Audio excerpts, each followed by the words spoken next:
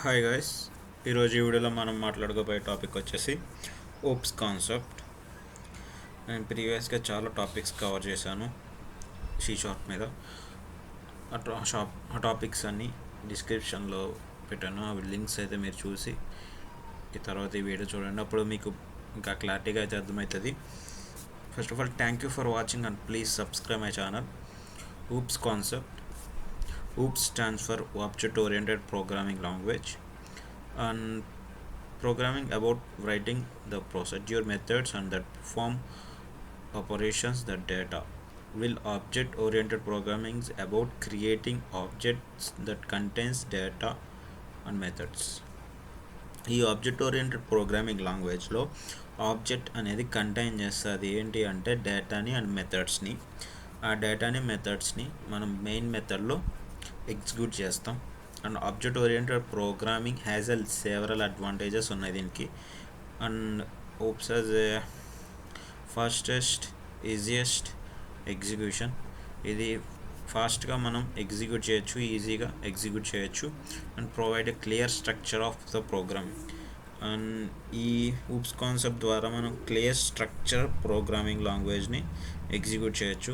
మనకి clear picture ఉంటుంది దీన్ని ఎగ్జిక్యూట్ చేయడం ద్వారా. And it's possible to create reusability. Code అనేది రీయూజబిలిటీ పెరుగుద్ది, అండ్ కోడ్ రాయడం అనేది మనకు తగ్గుద్ది.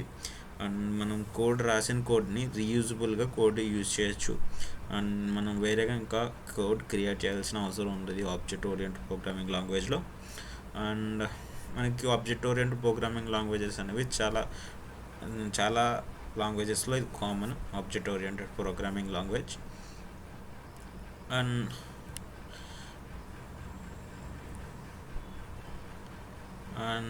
ఈ ఆబ్జెక్ట్ ఓరియంటెడ్ ప్రోగ్రామింగ్ లాంగ్వేజ్లో మూల స్తంభాలు ఉన్నాయి. ఆ మూల స్తంభాలు ఏంటంటే ఆబ్జెక్ట్ అనేది ఒకటి, class and polymorphism, encapsulation, inheritance, abstraction. ఈ 6 మూల స్తంభాలు ఆబ్జెక్ట్ ఓరియంటెడ్ ప్రోగ్రామింగ్ లాంగ్వేజ్కి.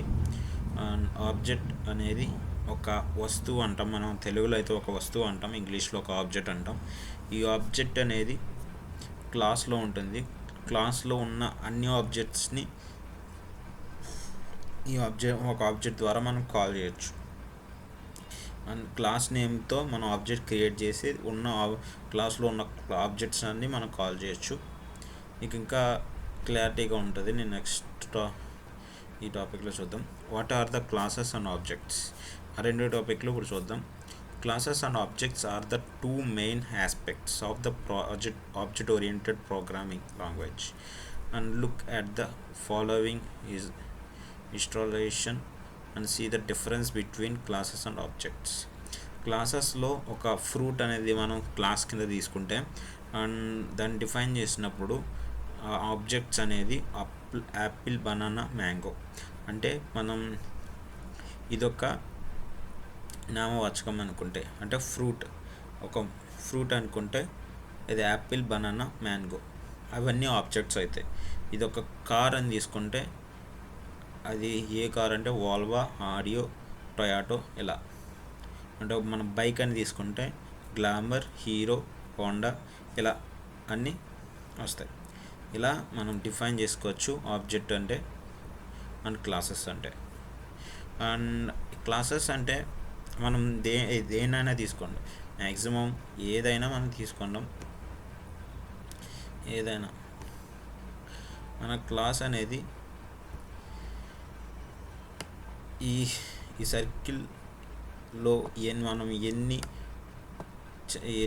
మెథడ్స్ రాసుకుంటే ఇదంతా ఈ సర్కిల్ అంతా క్లాస్ అనుకుంటే ఈ దాంట్లో ఎన్ని మెథడ్స్ అన్న రాసుకుంటే ఆ మెథడ్స్ అన్నీ ఆపరేట్ చేసేది ఆబ్జెక్ట్. ఈ ఆబ్జెక్ట్ని ఎట్లా క్రియేట్ చేసుకుంటాం అంటే క్లాస్ నేమ్తోనే క్రియేట్ చేసుకుంటాం. Class name and object name equal to new object keyword ఉపయోగించి క్లాస్ నేమ్ ద్వారా మనం ఆబ్జెక్ట్ని క్రియేట్ చేసుకుని ఈ మెథడ్స్ అనేవి వాడుకుంటాం. సింపుల్గా చెప్పాలంటే ఇది ఆబ్జెక్ట్ ఓరియంటెడ్ ప్రోగ్రామింగ్ లాంగ్వేజ్ గురించి. అండ్ నెక్స్ట్ టాపిక్లో అసలు ఈ abstraction, inheritance, encapsulation, polymorphism, classes, ఇలా అన్ని టాపిక్స్ కవర్ చేద్దాం. ఈరోజైతే ఆబ్జెక్ట్ అండ్ క్లాస్ గురించి అయితే క్లుప్తంగా చెప్పానని నేనైతే అనుకుంటున్నా. అండ్ మీకు అర్థం కాకపోతే మళ్ళీ రిపీటెడ్గా చూడండి. And thank you for watching and please subscribe my channel. Abstract inheritance, encapsulation, polymorphism next వీడియోస్లో మనం చూద్దాం. And thank you for watching. Have a great day.